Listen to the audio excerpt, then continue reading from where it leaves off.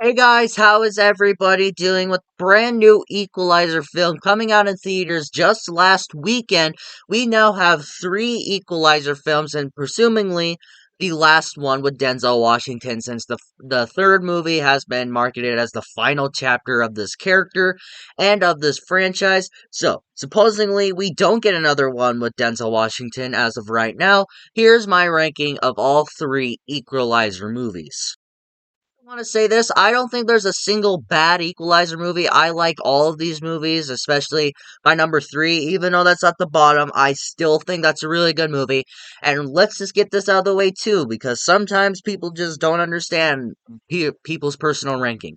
This is my ranking. This is my personal opinion. These are my personal thoughts on the film. If you have different thoughts on the films, let me know in the comments below. If you have a different ranking, instead of sending death threats to me or my mother, how about you just put your own personal ranking down in the comments below and I will look at them and we will have a debate if we must.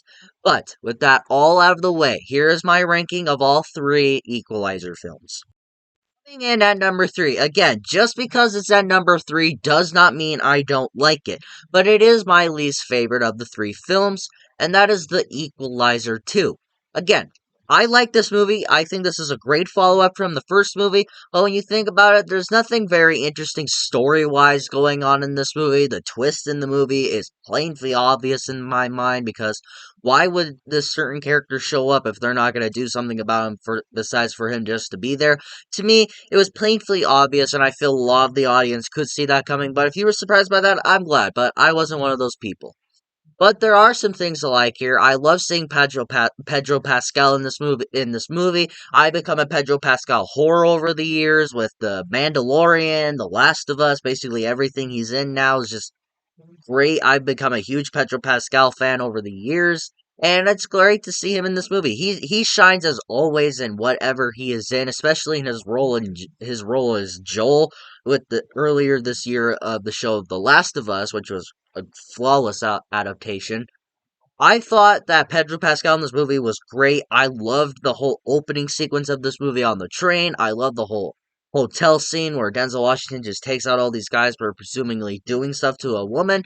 I really like the sequel, but story wise, it's not very interesting. The only story that we get here is that Robert, one of Robert's friends, die and he decides to get revenge. That's the entire film, and I've seen it, and it's not interesting. Coming in at number two is the first movie that started all of this, and that is The Equalizer. I really like The Equalizer. It's a great film. It's a great action film. I really like this movie, with this being some kind of John Wick ripoff in a way, I guess you could say, but again, came out 1 month. I really like this movie. I love Denzel Washington in the role as Robert McCall. He shines in the role. This is one of his best roles out there ever since Training Day. I love the fight choreography in this. I think the action is fantastic. But this movie's basically a ripoff of John Wick. It's basically a John Wick film from piece to piece, from beginning to end. All I see, all I remember is just John Wick from beginning to fucking end, and it's hard to see.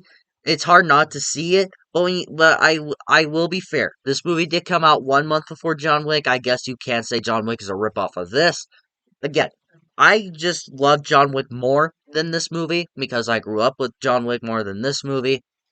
But looking at it as a standalone film, as an awesome action packed film with Denzel Washington in the role, it is a great film. I really enjoy this movie, and the villain, he's not notable, and he's just not interesting. And again, it's just John Wick. Coming in at my number one, which surprisingly became my number one, and I never expected it to, and that is the Equalizer 3, the new kid on the block. Now, I said this in my Twitter post that, or X, whatever the fuck you're gonna call it now. I still call it Twitter.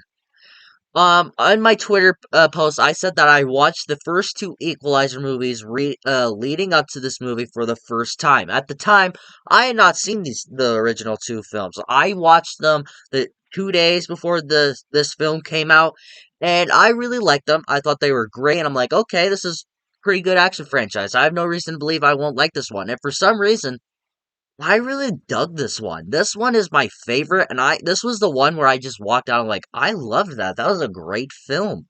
And really, when you think about it, 2023 has been a great year for action. And I say this is up there with it because this is a great film. I would understand if you feel this movie's a bit slow, doesn't have so much action scenes as you want it, you don't see too much of like a bunch of brutal action going on that you want to see in an Equalizer film, but I like the film that they gave me. If this is the final movie that we'll ever get with Denzel Washington in the role of Robert McCall, I would be I'd be happy with that. I'm pleasantly surprised how much I love this movie. This movie was pretty good. If you haven't seen this movie, check it out. I really enjoyed it. I really love how this movie makes Italy, the setting of this movie, feel like its own character. You feel for the characters in this movie. You feel for Robert McCall. You feel all of his love that you're gaining from these people. I love the people of Italy. They're they're happy. You get to see them happy. You get to see them joyful. You feel their joy. And then one moment, they're being brutalized by the mafia, and you feel their pain and you feel all their sadness. To me, this movie also has the best villains. Sure, they're not great, they're not really notable, but to me, these were the most interesting and the most scariest, than where they were just like the more brutalizing films. These were the villains that I loved. To me, this was, I don't want to say only, but this is that film to where I really liked the villains and they were scary, intimidating. This basically everything writing on the wall. This was a perfect Equalizer film. It's not a perfect movie by all means. I do wish that we got to see more action.